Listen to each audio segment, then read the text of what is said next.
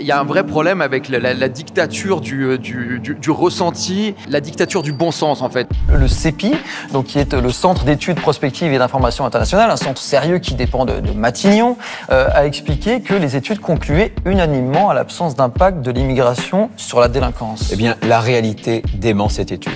La réalité dément cette étude. Tu t'attendais à cette réponse ?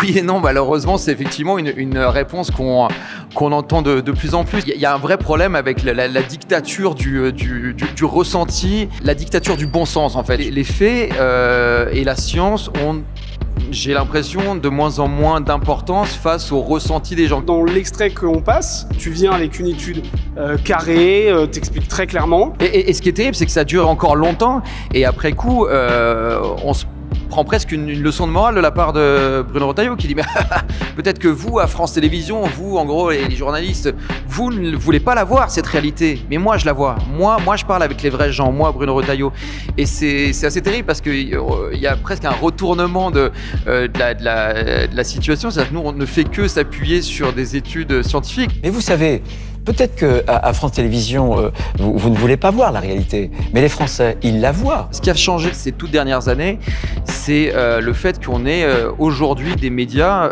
des chaînes de télévision, des médias institutionnalisés qui servent ce discours de post-vérité. Et ça, pour le coup, c'est quelque chose de relativement nouveau.